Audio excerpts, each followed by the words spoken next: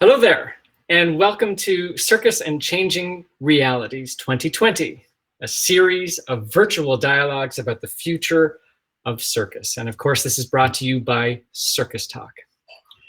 I am Mark Lonergan, and I'm going to give a brief visual description of myself. I'm a Caucasian male. I have dark brown hair.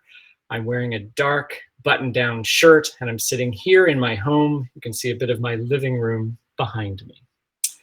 I'm moderating today's panel with Joe Pinzon, and I'm actually going to introduce him right now. Joe is the founder and the creative producer of his own company called Short Round Productions. Their show Filament has played in the United States and internationally. And whether Joe would agree with this, I would say he has been a fantastic ambassador for American contemporary circus around the world. More of that, please. Joe's also worked with some of the leading circus companies of our time, including Cirque, Seven Fingers, and Cirque du Soleil. With that, I would now like to pass it to my co-moderator. Hi, I'm Joe. Let me introduce Mark, who you just heard. So Mark Lonergan, who is my co-moderator, he is a New York-based director and creator. I'm the artistic director of Parallel Exit, which is a 3-time Drama Desk Award nominee for unique theatrical experience. Within New York City, he's presented work at the New Victory Theater, Lincoln Center, and the Guggenheim. He's also the guest director of 3 productions of Big Apple Circus, each being a New York Times Critics' Pick, and he is also the creative director of Vermont's celebrated Circus Smirkus. As you mentioned, I'm Joe, and the title of this panel is American Circus, the Now and the Future. Now, for those tuning in who may not be able to see, I'm Joe. I'm an Asian male, tan skin with black bangs, and I'm wearing a red striped shirt. I'm coming to you from Los Angeles, California, which is the land of the Moonga village of the Tongva and Gabrielino tribes. Mark is calling from Brooklyn, New York, land of the Canarsie and Munsee Lenape peoples. We acknowledge and honor the lands on where we stand and pay our respect to the traditional stewards of these lands. Without giving regard to these sacred indigenous lands which were colonized, we cannot truly be inclusive. We also are aware that merely acknowledging these lands is not enough, and we will continue to research their history so as to give them their proper respect that they deserve.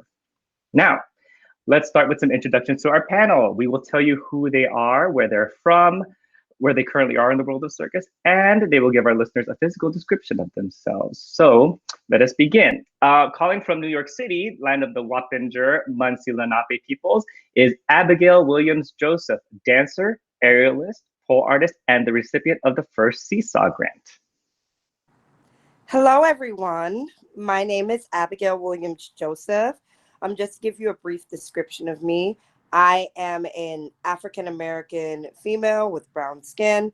I'm wearing a purple headscarf, large hoop earrings, and a gray sweater. Yeah. Fantastic. Thank you, Abigail.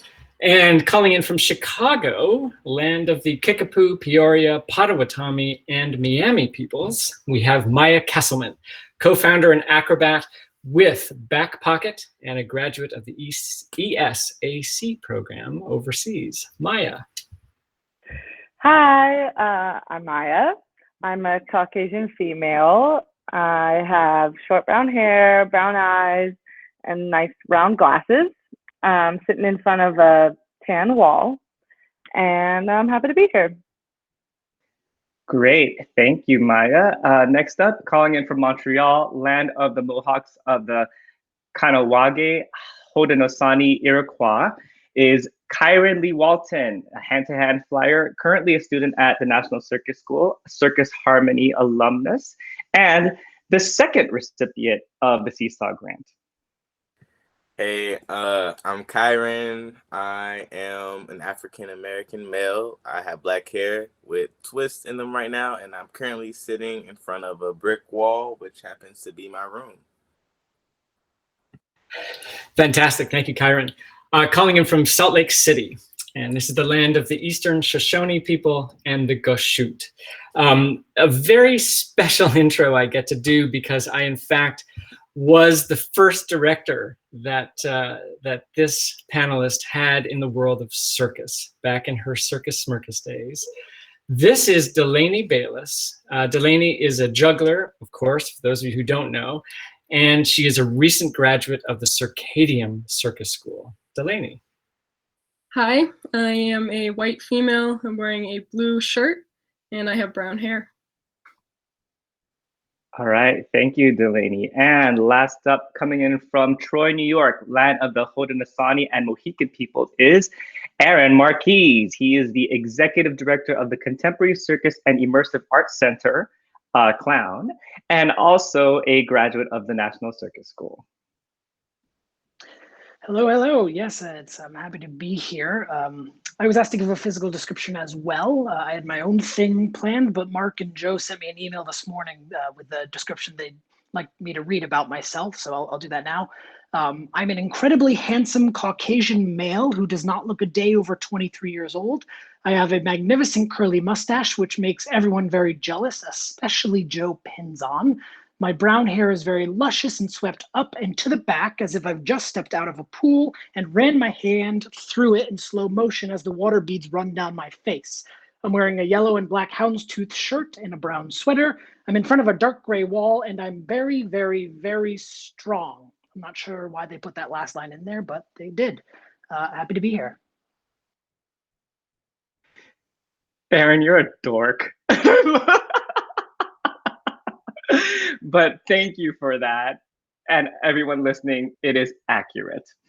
So let us dive right into this discussion because that's what we want to do. So what we'd like to do is to just get to know everyone a little bit better. We're going to start off with a question for each panelist so you get to know who they are, a little bit of the background and a little bit of their perspective. So let's start off with Abigail. So Abigail, first off, congrats for being the first Seesaw Grant recipient. Unlike the rest of the panel, you actually are not seeking higher education to jump into the world of circus. And we all know that even with higher education, it's quite a struggle in terms of the experience, but also financially. So you want to tell us a little about how your journey has been and how this grant may have helped you in any way. So when I joined the world of circus, I kind of stumbled onto it by accident. My background is largely in theater. I went to Florida A&M University in Tallahassee, Florida, which is a historically Black college. And my major was in theater performance and I minored in dance. So when I moved to New York, it was to seek a career as a dancer. However, being Black and being a woman and a dancer in New York City, the journey has been a lot. And I've often found myself becoming really frustrated with the dance industry, especially with certain social and like cultural norms and images that they like to push in the media. And so that is actually how I fell into circus, because I was tired of being viewed as being different. And I just wanted to do something that would, in a way, kind of give me a leg up. So I started taking aerial classes here in the city. And after that, I kind of just fell in love, because circus is, to me, circus is an art form that no matter where you come from, no matter how you got there, everybody is kind of in a way equal. And I've fully immersed myself in it. Even though I didn't have the chance to go to school for circus. If I knew there was a circus school, trust me, I would have found my way there. Seeing that wasn't the case, however, how I got my education was what I like to call the school of life. All the people around me were really highly skilled, highly educated, and I was very annoying in asking them to take me under their wing. And so I started learning from those people who I love and I respect, who then kind of cultured and nurtured me. Yeah, if that answers the question a bit. Yeah. And so now here I am. I actually am planning on seeking higher education. I'm in the process of applying for my master's in in theater production specifically, since I have been on track to producing my own shows. And how that came about is just because I saw that there was a need, especially within the city of New York. There's so many talented artists that just are not given a chance by mainstream production companies, casting directors, shows. And I thought that it was unfair that all of these artists were not being seen, and their talent was not being given the credit that it was due. And so I said, you know what, instead of trying to fit my square peg into a round hole, how about I just make my own situation? And that's how my show Showtime came about. It was all the best performers that I've run into on the subways of New York. And I just wanted to give them a platform to feature themselves. And yeah, that's my little spiel. That's excellent, Abigail. I've been so connected initially in my circus experience with the international community, and I am now actively trying to connect with the local scene here in New York City. And so for purely selfish reasons, I'm so glad to be connected with you right now. And hearing that story and hearing what you're trying to do in New York City, I just applaud you and I cheerlead you, and I think it is amazing. Thank you so much. I'm going to ask a question of Maya next. Maya, we are focused all on American circus artists here. And of course, we know from your education and from your professional career, so much of what you're doing is taking place overseas. And we'd love to know kind of what that feels like to you, that, you know, your circus dreams took you out of your home country, and would you want to come back here, or are you happy being abroad? Tell us a little bit about that. It's a really good question. I think that when I started circus when I was 10 at the San Francisco Circus Center, Youth Circus, and the goal was basically my goal has always been to become a traveling circus artist and do what I do everywhere and try and see the world. So essentially, yes, I got to do that and achieve my goal. And now that I achieved that goal, and like I've been places very far away from home for a very long time doing something that I love. It actually was last year at Circus Midnight Circus, when I came to do it in America. I was like, oh my gosh, it's so fun to do it here. And it's so fun to just share it with my community, and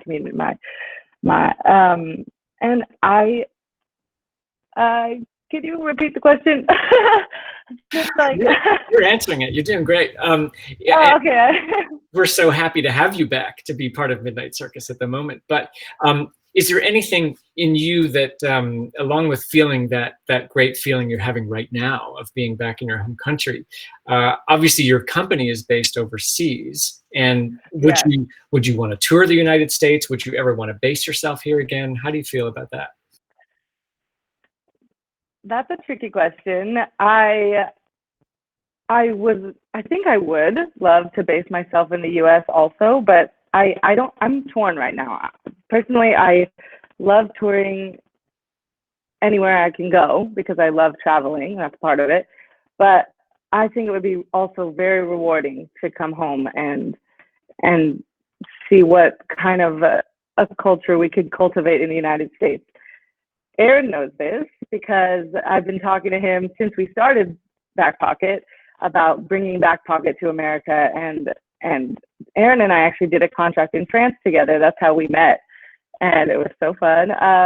But yeah, so now I really respect what he's trying to do, and I want to be a part of that. And I would love to bring Back Pocket to the United States. Of course, there's 3 Americans, 2 French in the company, and yeah, we would love to do that for sure. There's a clear way to do it, to become to a blossoming company in Europe. There's a clear way to do it. There's a path that you can take. There's support. And in America, I personally didn't take that path, and I don't know how to do that. And so I know that a lot of people have that passion and drive to create a company, to create art, and I think that it just would there's no higher ups who are saying, here's a good way to do it, and this is how we've done it in the past. And because we have those big circuses like Big Apple Circus and other circuses that were so big, I mean, there's 5 people in my company. So how do we go about making something small and intimate and sharing that with the American community? It's a challenge, but I think it's something that, of course, I'm super interested in, and my company is. So any advice for us, basically, on how to do that?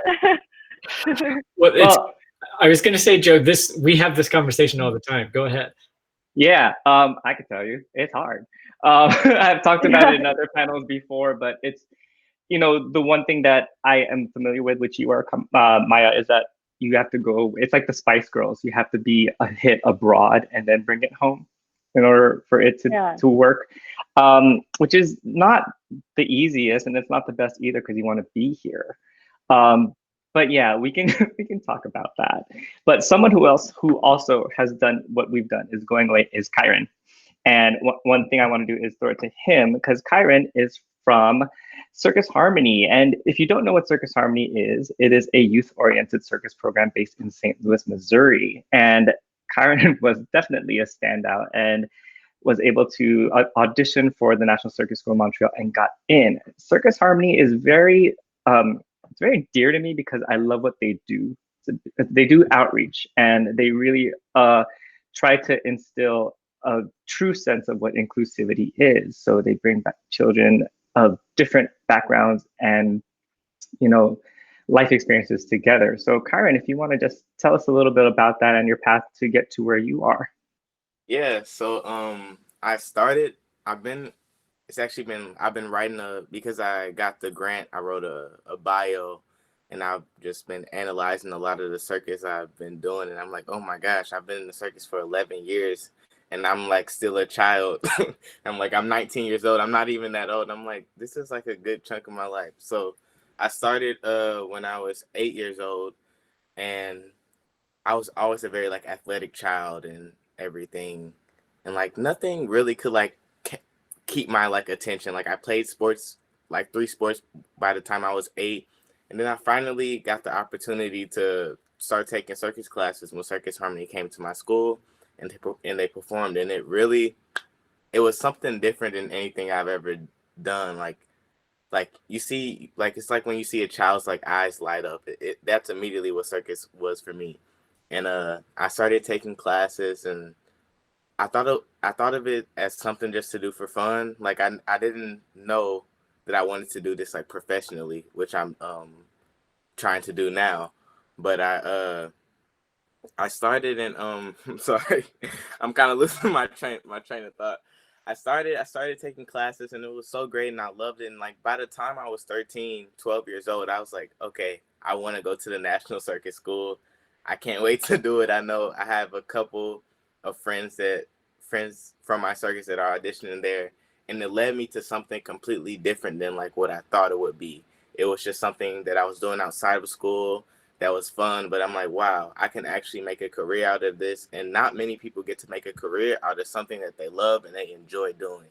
So I'm like, I have to take full advantage of that. So by the time I was in high school, I went to a fairly hard high school, Metro Academic and Classical High School. That's what it was called. And I was doing all this homework, doing all these classes, and I'm just like, I would like to be something else, but circus is the thing that's like, it's just giving me my drive, and anything other than that, it's not going to do it for me. So what was cool about Circus Harmony is that it gave me the opportunity to be a child, but also do performances over like my whole life, because I've probably done over 1,000 shows by now. And so it gave me like a step into the traditional circus world and like professional world, but also allowed me to like grow up and be a child at the same time. So by the time I was ready to really make that decision, I had everything I needed to do, and I had all the tools and stuff. So I hope that kind of answers it. It was kind of all over the place, but It was perfect. Thank you, Kyron. Thinking about what you're saying about, it's amazing that you knew so young that you wanted to go to the National Theater School. That is such a very specific goal to have as a young man. And The next question I have is in contrast to that is for Delaney, who I've known for a number of years now, and I know the world of Circus, Delaney, didn't come to you until later, certainly later than Kyron. And what I've known about you for so long, Delaney, is that you have such an unbelievable work ethic. To the point, folks, that if you don't know, if you've never seen Delaney train, I could tell you, like, her coaches have to tell her to stop juggling, like, go see a movie, like, just do something besides juggle for a minute. But what I'm curious about, Delaney, is during this time when we're all in this insane pause and inability to perform live for the most part, how do you keep yourself motivated now, Delaney? And what keeps you motivated to want to stay in the circus industry as you look to the future? Yeah, for sure. I mean, I really grew up in kind of like the juggling community, which is very different from the circus world. And so just from a really young age, I wanted to have just a really high skill set as far as juggling goes. And that's just been very self-motivated, and obviously having friends who also, you know, are interested in the same things and wanting to be a little bit better than them certainly is very motivating for me. Yeah, I mean, I graduated from Circadium this last May, and that was kind of a weird experience, and there wasn't really anything for me, obviously, when I graduated. So I just kept practicing my act, and I had kind of a certain practice session just for my graduation act. And kind of midway through the summer, I kind of hit a wall of like, why am I doing this particular practice? It's really somewhat not pointless, but just kind of depressing to, you know, be practicing for something that I don't know when I'm gonna get an opportunity to do it. So I kind of shifted and I'm a little bit back and like just juggle because I like it and want to just get better at just improving my skill set, which is what I find the most enjoyable at times. And hopefully, you know, soon I'll be able to put it back on stage, but occasionally I still practice for my act, of course. So, yeah. And just for any circus directors, producers, casting directors, the 4 performers you've just heard from, these people are superstars. So when you are ready to cast something, whether it's virtual or live, I encourage you to look at these 4 up because you will not be disappointed. All right, handing it to Joe. Well, speaking of virtual or live, I mean, that's kind of the situation that we're in right now. We don't know what's happening to our industry. And someone like Aaron, who is actually the executive director of a performing arts center, he's in a position where he could have ideas and he can actually help steer this in a little bit. So, I mean, Aaron also is very particular in terms of being an executive director because he has a circus background. He went to the school, he worked in it, so he knows what he's talking about. So if Aaron, you can elaborate a little bit on where you see things going, or if there are any things that you have in mind that you would like to see. Oh gosh, I have no answer for that. I'd like to say I know where things are going, but I feel like if you had asked me in March of 2020, when I actually had a chance to work with Delaney in Saratoga Springs, everything seemed like the future was going to be great, and then this whole thing happened and everything changed. You know, as a performing arts center, as a place that is focused on promoting and producing and presenting work, the most I can imagine is just finding work that can be done in these circumstances that we don't really know when they're going to end. I mean, a lot of presenters are already moving, you know, they've already changed all of next year's schedule to reflect what this schedule is going to be. But we could get into, you know, spring of 2021 and still not have an answer.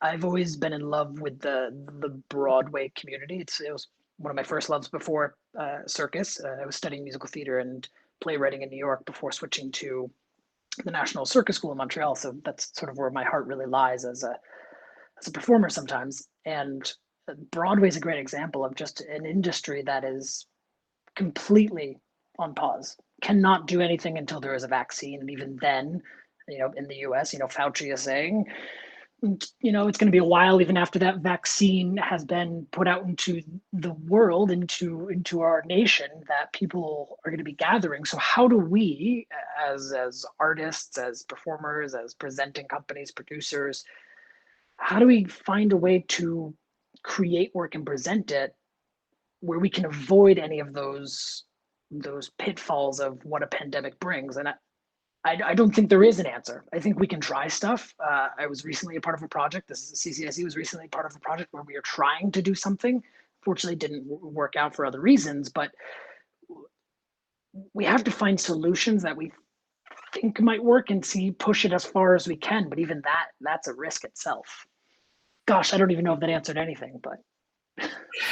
No, you're answering, Aaron, as much as any of us can answer right now. I mean, the title of this series that we're in is Circus and Changing Realities. And I feel like this talk, while we are focused on the now and the future, and you five really represent that, I think Joe and I are really curious about both what's real, like what's actually happening right now, which is not easy necessarily, but also on the flip side, what hopes do we have for the future so that we're not just sort of feeling stuck in this situation? And with that, I would love to throw it to our three performers who are based here. And this is a big open-ended question, and any one of you can start with an answer. I would love to know, as a young person, I consider you all young people, who's looking at the field right now and looking at our industry, what do you imagine your ideal either an act that you would imagine in your head that would be the perfect act that you could be in, or the perfect ideal circus show that you could be in, or the perfect circus company? Could even be a company that you already have, hinting at Abigail. Is there something you could see in the future that is hopeful, that would be like, that's the act or the company or the show of my dreams? Any one of you, please.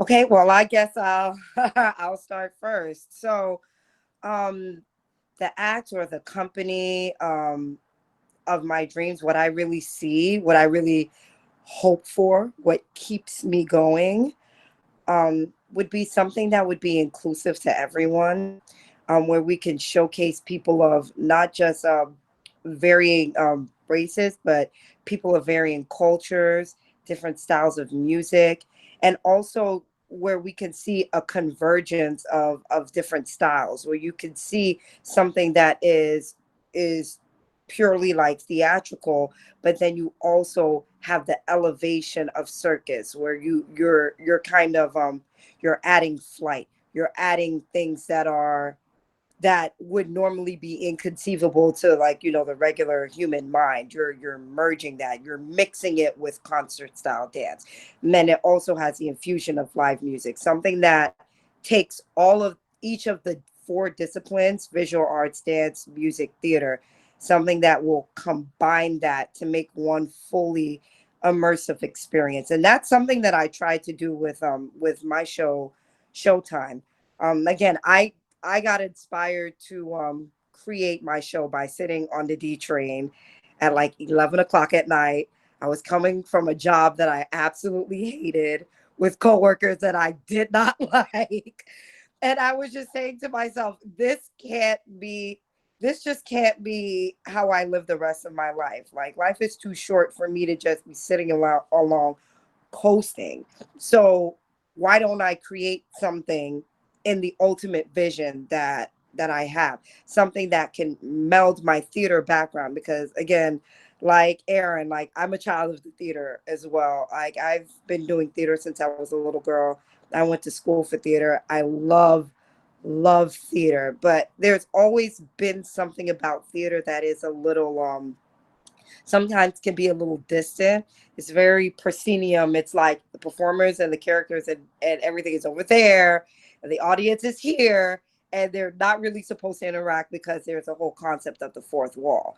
But I wanted to challenge something where we could break that fourth wall. And on top of that, like, hey, we always think about, like, what happens when people fly, well, let's add that element into a theatrical show as well. And then while we're at it, let's, do something with the show to give us just a taste of like visual 3D art. Let's add some technology. And while we're at it, let's get some bomb ass dancers as well. And let's really all come together and collaborate. So that would be like my ideal situation. So if anybody knows anyone who would like to fund a small company, thanks to the grant that I received, like all of that will be going towards future cost for our productions. Unfortunately, we too have been put on pause just as we were planning for our 2020 show. But I think that this pandemic, just like anything that has happened in life and in history, you see that, it's most darkest right before the dawn. And when we're in a period of darkness, there will become a rebirth, a renaissance. People kind of are like, we're in this like crazy situation. How can we get around it? And that's when the creativity and the ideas will start to formulate. So even as we're in this situation, I charge everybody to, think creatively, think outside the box, because, already this whole entire year has been something crazy that none of us could ever fathom, So this would be a great time to like think about outside the box. And even for me, I'm rethinking the whole concept of my show just to accommodate the times that are changing. So I hope that kind of answered the question a little bit. Totally. I can't wait, Abigail, until the pause finally unpauses and I can come and see what you're dreaming of right now. Oh yes. It sounds amazing. Delaney, Kyron, just dream a little, if you will, and go for it, Kyron. Yeah. So, because I was thinking about your question, I'm like, this is a really good question, but like I feel my answer is going to be a little different. I guess I've been in the circus for a while now, and what's cool that I feel like I have that a lot of times that I don't see in where I am in Montreal is that I kind of have a more experience and like more knowledge of traditional American circus, and like coming from like that background to like the more contemporary world was a lot different, because like being in youth circus is always like, okay, do your trick, you style, and you smile after each thing. So you're always, when you're younger and you see shows like Cirque du Soleil, you're like, whoa, this is like a lot different than like what I'm used to. So I come here, and then I'm around, like the headquarters is across the street from school, and like I kind of see like this like other dream that like I could possibly have. But at the same time, now I'm like, there's so much going on. It's like, I don't know where I want to be. I don't have an ideal situation. But what I do know is that like I have certain values. I value that the company respects their performers, is very inclusive, and just like more culturally diverse. Because I feel like a lot of times that you can have people from all over the world, but they can all look the same. You take a picture of them, they'll all be the same exact color. We need more diversity. And right now, I don't have any circus that has that, at least the type that I'm looking for. So I still have 2 years until I'm graduating. I will hope to one day have my own company and stuff, and I'm thinking about that. But right now, I don't.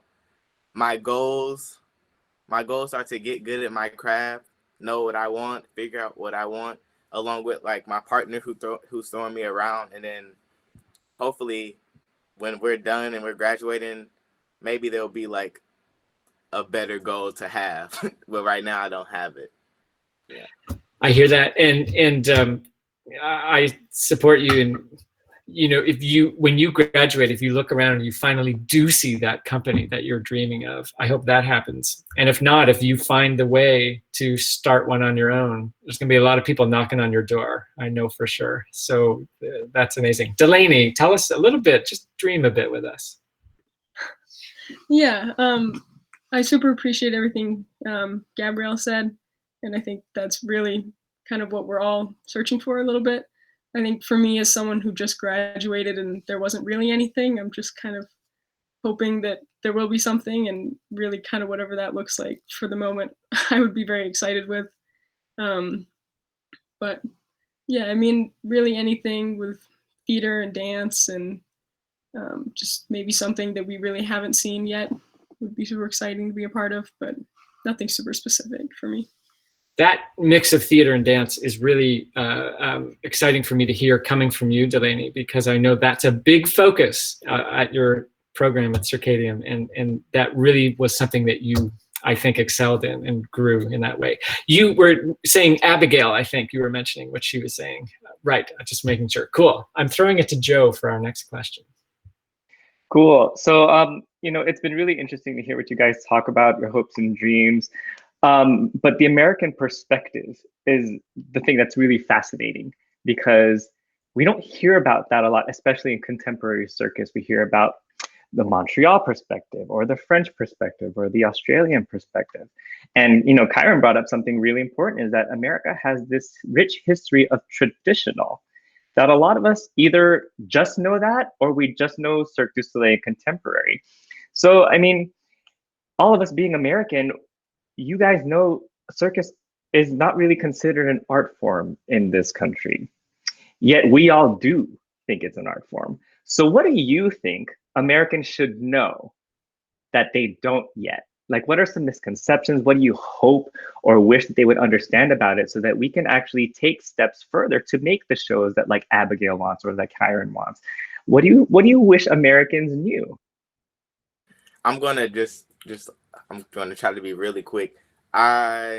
Traditional circus in America is like at a very, even before the pandemic, is at a very weird state, solely because of animals, which I don't want to talk about a lot, but I just want to say that American traditional circus has a lot more to offer than just animals. There's some great animal stuff. There's people that are good with animals. There are people that are not also, but circus has so much more than just animals. There's more than that. And I feel like when America starts to value different art forms and really stepping outside of just dance, theater, and movies and stuff like that, they're going to really find what they're looking for in the circus. And I think it's kind of hard right now with a lot of these big companies that were kind of put on hold and like not doing as much stuff from before. But I feel like in the future, in the next like 3 years, there's definitely going to be something new, and hopefully the American people can, I don't know, look out for that and appreciate it how we do. I've been thinking a lot about this, and I've been trying to formulate some sort of way to make it understandable to an everyday public. And I hope this one makes sense, but I've been using the concept of film. If we were to talk about film, if we were to talk about circus the way we talk about film, I think it would change everything. If we could make people understand that, yes, you have circuses that have animals and you have Cirque du Soleil, but in this whole middle ground, you have a ton of really cool work that other people are doing, like Back Pocket.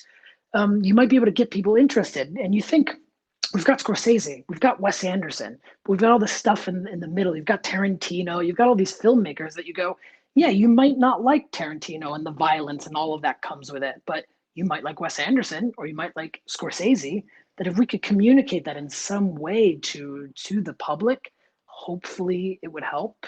I mean, we all have different tastes, even when it comes to food. I mean, there's options out there. It's not just the two things on either end. I'm curious about, Maya, yes, your perspective, because this is such a specific question for someone who spends a good amount of your time not in this country. Right. Yeah. Well, I just kind of think that people need to be exposed to it. People need to see it. People watch films all the time. They know what it is. They know that there's a big difference between violent films and happy films, sad films. They know their taste. They know what they're looking for in a movie. In a circus, they don't even know what they're looking for because they haven't been exposed to small, intimate circuses, or they understand small theater shows maybe, but what's the circus? Is it a theater? Is that a theater show then, or is it? It's like a genre that they can't wrap their heads around because they haven't been exposed to it. So I feel like, yeah, we need to give a chance to those middle those circuses that ride in between Cirque du Soleil and yeah, Ringling Brothers, because there's so much, but it hasn't had a chance to even thrive or even be known. So yeah, definitely people need to see it. Yeah, Abigail. Sorry. I just wanted to piggyback off of what Maya said because she hit the nail right on the head. It is because in this country, people have not been exposed to it, not in the way that they should have. When you think about the performing arts and you think about visual arts, there are programs within the school, or well, at least there should be programs within the school systems. I grew up in Miami, Florida. A little fun fact about Florida. Florida has a lot of regional theaters that live within the state. So theater is a big thing in Florida. There are programs in the school systems. One of the largest school systems in the country we have is Miami-Dade Public Schools, where I graduated from. And while I was in school, there was access to a lot of programs. There was funding for these programs. There were people who were philanthropists who were supporting these programs, not only just in name, but financially, physically, with their time, their talents, all of that. I think the disconnect comes from the fact that there aren't really many programs that are exposing the youth or the growth of our population. All depends on the youth. There aren't really that many programs for circus. So as for me, as a theater person, I grew up seeing that. I didn't really grow up seeing circus. The only circus I really saw was Ringling Brothers when they came to town, or Universal Circus when they came to town. And oh yes, I love Universal Circus. They used to set up their tent down the street from my house, so we used to always go and see them every year. But I believe that if there is some creation or some integration of circus within the school systems, then there will be a larger appreciation for it. And not only just at the primary and secondary level, like we need to be thinking also at the collegiate levels as well, just as another performance art form that will allow people to think and open up their minds and think creatively and develop creatively. Because it's like if you're not exposed to it, then you're going to always have these two extremes where you have the big traditional circus and then you have like the smaller contemporary circus, and there's no middle ground.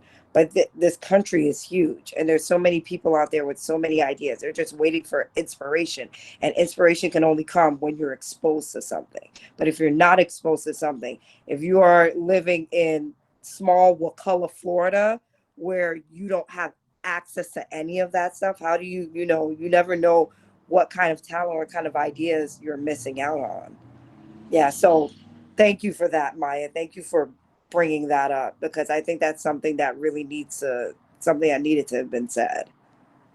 I so agree with you, and I'm glad you mentioned Universal. Universal is one of my favorite circus experiences. You walk in that tent, I've never experienced anything else like it. The connection between audience and performer in that tent is unbelievable. It's so good. And I think about what you've just said, Abigail, a lot, which is for young people who have no exposure to circus at all, if they have a latent talent for something, aerial or juggling or clowning or anything, if they are not exposed to it and they're not given any resource to train in it, I think about this a lot. How many people are just never even discover that they even have that inside them? And I agree with you. The exposure to it, and of course the ability to train and to learn it, is vital, not only for circus artists, but for the future of our audiences. Aaron.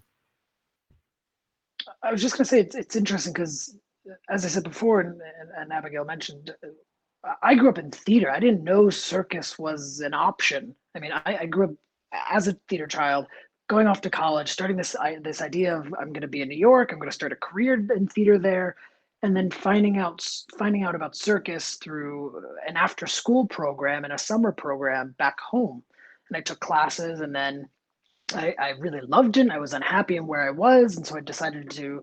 I was doing some research online, and I came across the National Circus School's website, and I went, "What? You can go to school and make a living as a circus artist? Sure, you see them on stage at Cirque du Soleil or Ringling or wherever, but I didn't know that was an option, and I think that's such a huge change because I wouldn't be where I am today. I just wouldn't. I would not be living where I am. I wouldn't have my wife who I met in Montreal.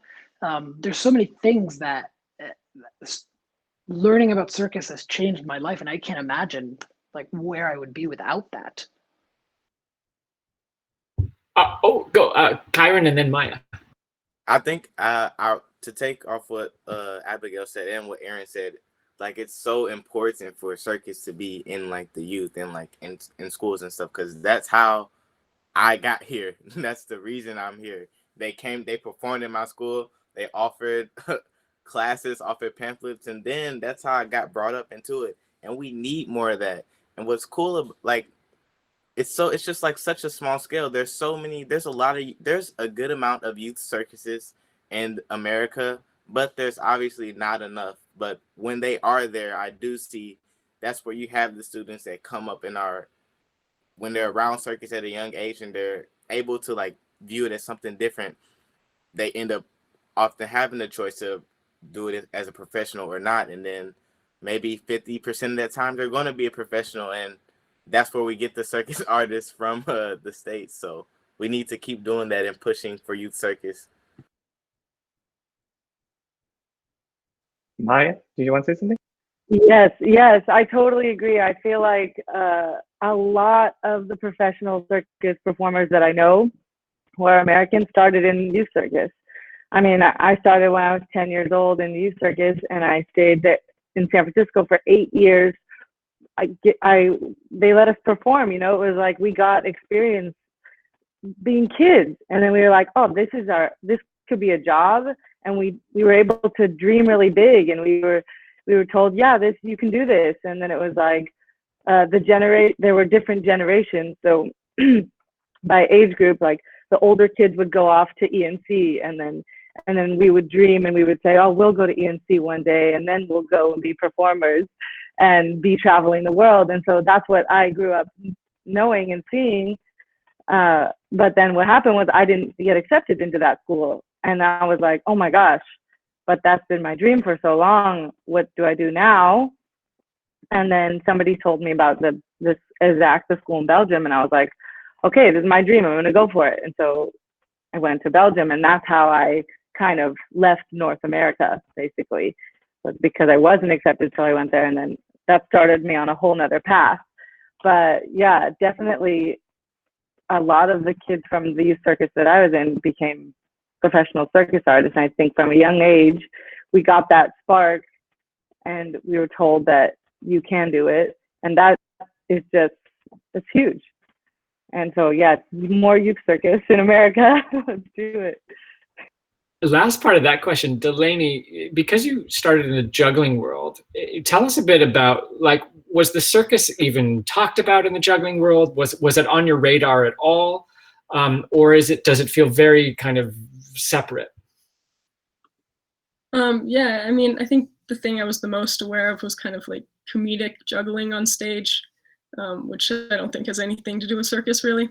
I mean, I'd seen Ringling and Circus in Vegas, so I'd kind of seen some, but it wasn't super interesting to me until I was like actually in it and a part of it.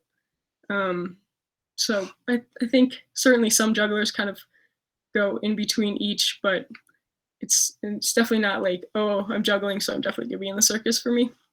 And then I think one other thing I'll say is, as someone who went to like an American circus school, it's definitely, you see so much of like the battle in like starting things in the US of like, oh, you have to find an audience, oh, you have to find the money, and it's so hard to like reach that peak level of like, oh, this is like to like focus on the artistic side when you so much have to focus on everything else that goes into it. And like in school, when we talk about like finding grants, like they're always like find dance grants or find theater grants, because there really is no circus grants. Yep, Aaron, go for it. Delaney kind of helped me transition my mind for a second from performer to remembering that part of what I do is also presenting and producing, which is the youth circus programs are so valuable. We've talked about that, but I think one of the things we're lacking in the US is that the resources for the artists after they've graduated from schools, as Delaney is saying, the resources that they need to go, okay, I don't see myself working for that company or this company. I see myself wanting to start my own thing, but if there aren't other institutions and organizations and presenters who are willing to help push circus further by showing work that exists and then providing residencies to other companies so that they can create their work and further the art form, and we're in this weird transition place right now, I feel, in the US, and I think Joe would agree with me, where we're on that cusp of tilting the scale from going from not having enough to finally starting to get across to other presenters that this is an art form. This is something that's valuable, and that there could be an audience, but we need to work to develop an audience, because not everyone's going to want to go into youth circus and go off to ENC or to Belgium. They want to just be a supporter of it, either by watching it from the audience or backstage or the other realms. Yeah, I think it's all really circular, what we're talking about. It's lack of exposure, it's lack of education of what circus is. And once that starts rolling, then we get the grants, and then we get more funding, and then we have more pathways after youth circus. It's all a cyclical conversation, and each of you has touched on a subject, and like listening to you guys talk, I actually got a little teary because I'm like, it's so real, it's so real. And it's hard here because, like Aaron said, in the States, we don't get funding. We don't get funding at all. Like, I had to pretty much do a Kickstarter and make my entire show myself with my money. Yeah, but even though that does seem like a disadvantage, there are countries around the world, like even in Canada, particularly Quebec, does give a lot of funding to circus. And earlier this year, actually at the start of the pandemic, Artistes, which is the national network for circus, did a survey. And they asked circus artists, what are you thinking? And 66% at the beginning of the pandemic said they were considering changing jobs, maybe into entirely different career paths. 66%, that was at the beginning. I don't know what that is now. And that's even with a country that has a lot of funding. So with that in mind, us being in the United States and us being American, knowing the resources that we have, what keeps us going? Like, what inspires you to stay? Like, I have my reasons, but I'd really like to hear what you guys. Maya? So I just want to talk about what I experienced this past weekend. So right now, Midnight Circus is doing a tour in Chicago, which is amazing and incredible. And how are they doing that? With a lot of hard work and preparation and separating people in pods and being outdoors. So it's a lot of work, but it's worth it, in my opinion. It is so inspiring to be able to perform. Everybody who's performing, we're just like, we're so lucky. How are we performing right now during a pandemic? Like, it just fills our hearts, first of all. And second of all, we had 3 shows on Saturday. We had to add an extra show because so many people wanted to come and see live performance outdoors. On top of that, it started to rain before the 3rd show, like sprinkle rain, and Circus in the Rain, we were like, can we do this? Can we pull this off? Should we do this? And people were sitting out there. They were sitting out in the rain, just sitting there waiting for the circus to start, families and all these people. And I was like almost brought to tears. I was like, oh my gosh, these people just want this and we want this. And, so then it was like, Jeff Jenkins, he's like, okay, can we do this? Can we start? We'll start. And then if it's too dangerous, we'll stop and start. And it was an amazing experience to be under these little droplets of rain. I mean, we couldn't do our pole act because obviously climbing a pole in the rain we couldn't do it, but everybody else, it was problem solving. Everybody was helping each other. We got towels. There's that. It was so amazing. And I just feel like this happened in America. People want to be a part of the circus. The people, the artists, and the audiences all want to be a part of this. So I feel really, really lucky to have been a part of that this weekend. And it inspires me that there is a future for the circus here. Cool. Kyron, you want to say something? Yeah, what this pandemic was like changed a lot for me. I could see when you said like 66% of people were like, I'm considering changing what I'm doing. But after the pandemic, and I ended up teaching online. I normally teach in person, but I started teaching online. And I've been teaching some of the students at Circus Harmony hand sense and stuff, and that's something that's definitely gives me the drive to keep going. I love teaching. I love seeing the smiles on their faces when they're getting new skills, and like it's like that.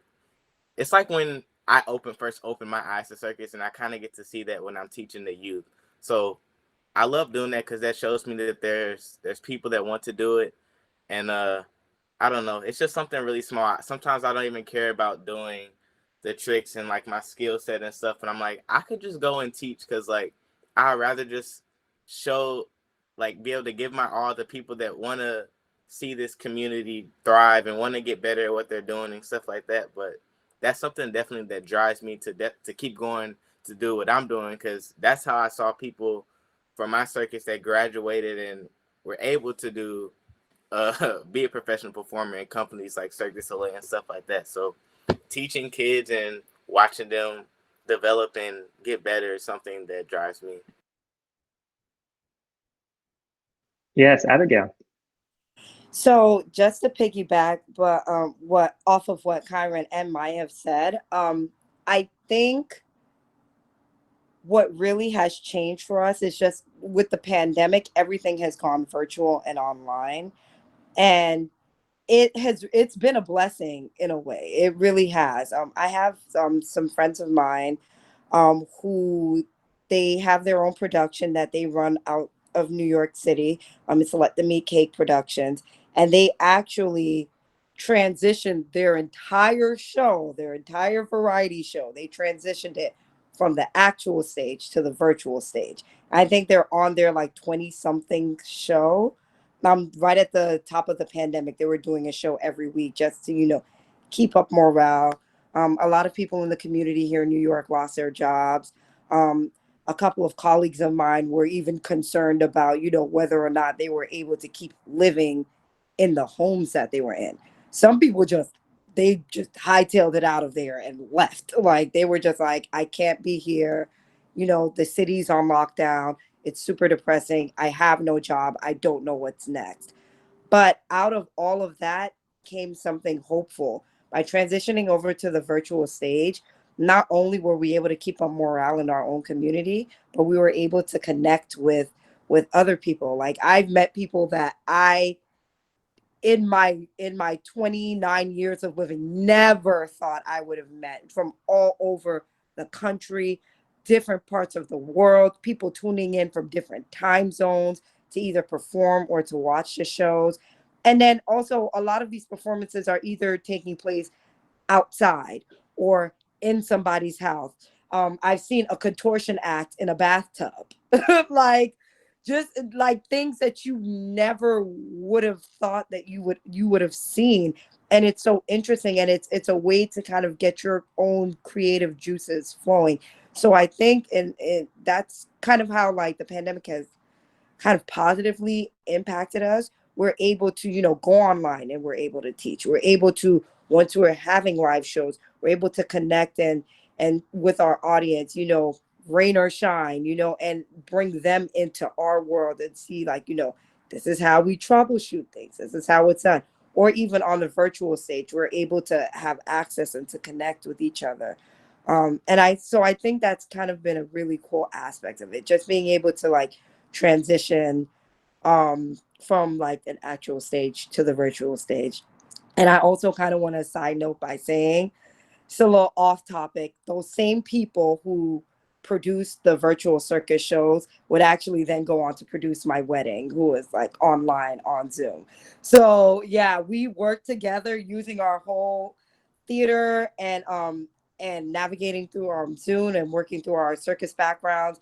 We had performers at our wedding, and everybody, all of our relatives were like all over the world, were able to tune in just like they would an actual show.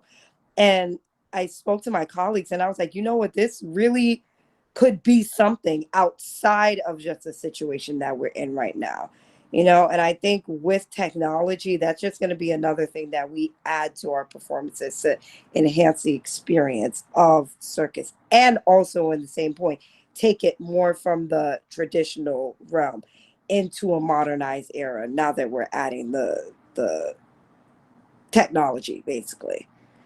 But, yeah. I want to just piggyback on your piggyback, Abigail. This is good. Like, it's a perfect segue. We want to talk to you folks about exactly what you were just saying, your own experiences with virtual circus right now, and what your feelings are about that. And because we think of you as the now and the future of this industry in our country or abroad, what you feel about that. Do you think it is, as Abigail says, do you think it's going to continue to be at least a part of what we do as circus artists going forward? Tell us about that, your experiences and your thoughts about it, looking to the future. Whoever wants to go for it. Maya. So there was this thing happening right at the beginning of the pandemic called Netflix, and it was a platform where they would put on different circus shows online, or you could kind of donate to the company and watch their show online.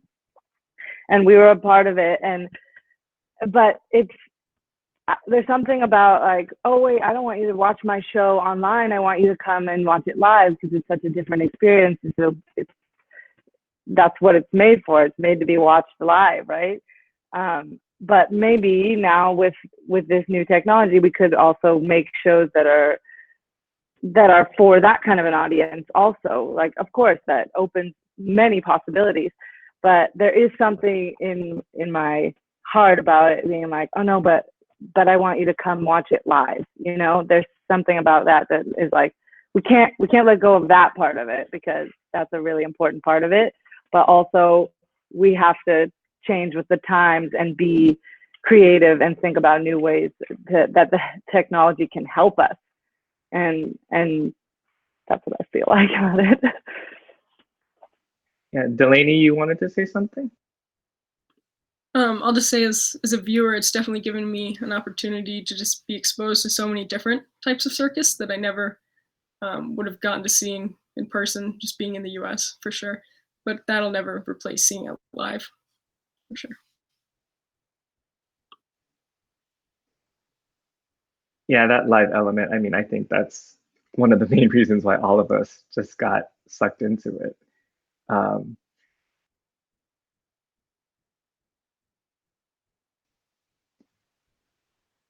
For sure. I agree. So we're thinking about also, we've talked a little bit about traditional circus and the history of circus in our country.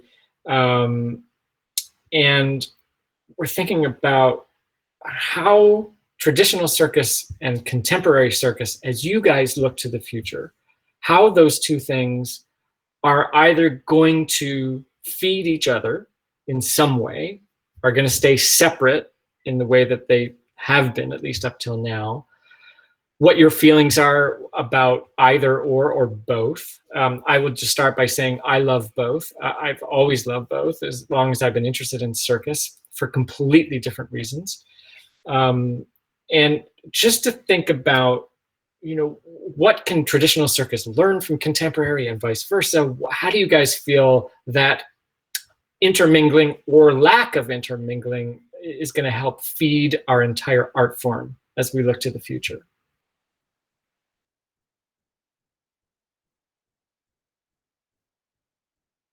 Oh, it's a big question, I know. It's a stumper.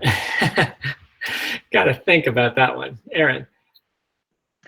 unrelated artistically to the two forms, I think one of the things that I've always loved about more traditional is that feeling of tradition of Big Apple's 10 pulls into Lincoln Center, that park behind Lincoln Center every year, and people go and they see the show and they enjoy it, and then the tent goes away and we won't see it again until next fall, winter, I believe it is. I don't really know, Mark knows.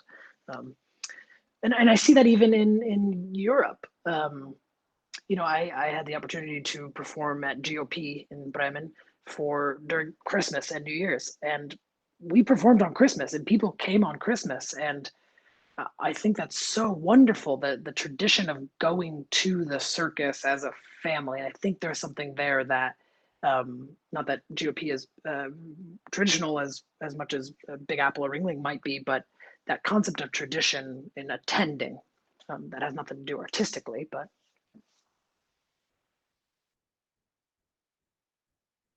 Kyron. I feel like once there's a better connection between traditional and contemporary circus, there's going to be a lot of things are going to happen from it, I guess. But what I noticed just for me, because I talk to like just people from here in Montreal and they know more about the contemporary circus. Like when they think of traditional circus, it's not exactly what I know. They kind of laugh at it a little bit. It's like, but they don't understand that feeling when you go to a traditional circus and you see these 7th generational performers doing what they've been doing this their whole life, and there's like an organic rawness of traditional circus that I don't get from contemporary circus. But then on the other hand, you have contemporary circus, they have the artistic vision and just even, I don't know, it's just like a little different. But I would say that once the connection and like we need the intermingling more, that with that we're going to be able to do a lot. We're going to be able to advance more and do a lot of more. It's going to I can't figure out the word, but it's going to get rid of that like loophole in the middle that we're kind of stuck in. But I want Cirque du Soleil and Barnum and Bailey to do like a collab or something, and like, I don't know, experience each other's worlds, because that's what I think is missing. Yep. Abigail.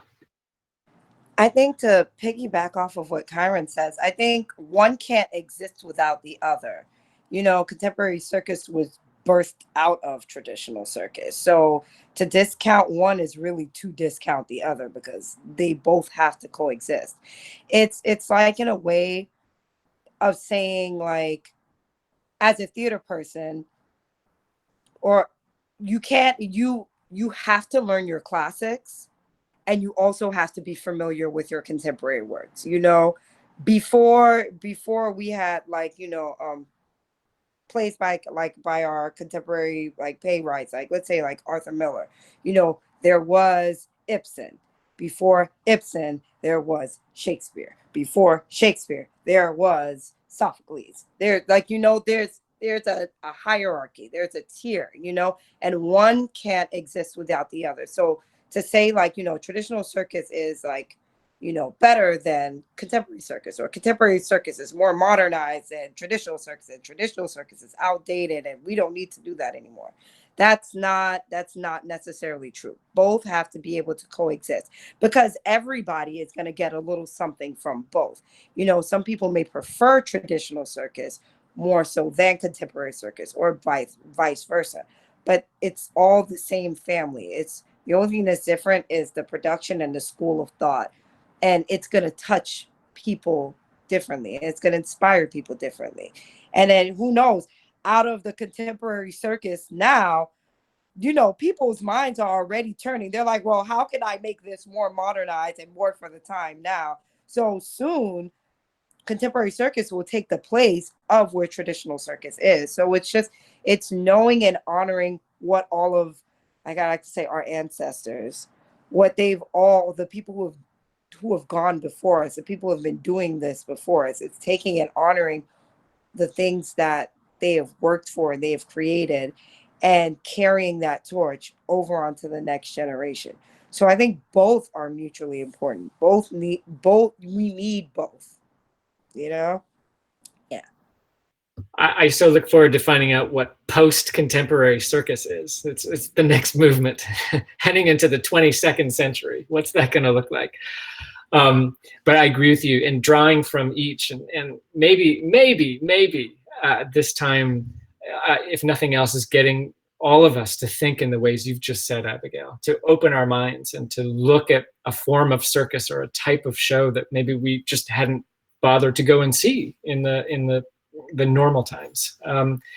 I hope that that's the case, and I hope we're all able to just open our brains to exactly what you've just said. Guys, this is fantastic. Joe.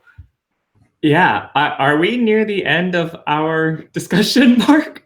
I think we had all of our questions prepared, and you guys have answered them all so well. Yeah, you guys actually led to the next one without us having to do anything. So thank y'all. But I think in terms of time, is that it, Mark? We have a bit of time. I would love just to hear just a tiny bit from each of you, but what the question might be, now we got to think on our feet, Joe. I mean, it's really, we've talked about so many things, about your hopes and dreams, about the struggles of what's happening right now, about virtual, about live, contemporary, traditional, and all of those things. I would just love to hear, like, let's do this. I just want to hear briefly from each one of you. Tomorrow, miraculously, there's a vaccine, and somehow it was teleported into all of our systems, and we all have it. Okay, this is never going to happen, but let's just for a second. Tomorrow, there's no more pandemic, and here we go. We are starting anew. What is the first thing you want to do in Circus? Who wants to answer that question? Maya. Well, my answer is kind of easy because I'm already performing right now, which is crazy. So this weekend on Saturday, I'm going to perform, and that's exactly what I would do if there was no pandemic. So that's an easy answer for me. Kyron. I was going to say something similar to what Maya's going to say. So I'm probably going to fly to St. Louis. We have 2 shows every Saturday, 2 shows every Sunday. I'm going to hug my coach who's molded me to be the performer I am. And then I'm going to do that show that is probably at 1 o'clock on Saturday. Yep. Same here. In New York right now, things are, Mark, as you probably know, things are still very strange. The first thing that I would do is I would go and take a class. Currently, right now, I do work at a pole dancing and aerial studio. And because of the current restrictions, instructors are not allowed to take each other's classes. So I can teach, and I'm, going through, I just lost an earring. I'm going through my backup reserves of things that I know to, fulfill and to inspire my students, since we've all come out from this long break, but there's not really much that I can do personally for myself. So I would go to my coach, and who has molded me into the performer that I am today also. And I would be like, hey girl, let's do some skin to cats. Let's condition. Let's do all the things I hate. I'm sorry about complaining about training. I now see the light of when it's been taken away from you and you can't do anything. So that, I would train, and then I would probably go perform. That is right on. Aaron and Delaney, we'd love to hear from you too. I would immediately want to be in a place where I could both simultaneously perform, but then also watch other shows, and just have this never-ending week of just seeing and experiencing and getting in front of an audience and watching, and I guess like a festival, just being a part of it all and being able to hug people and have drinks with one another. And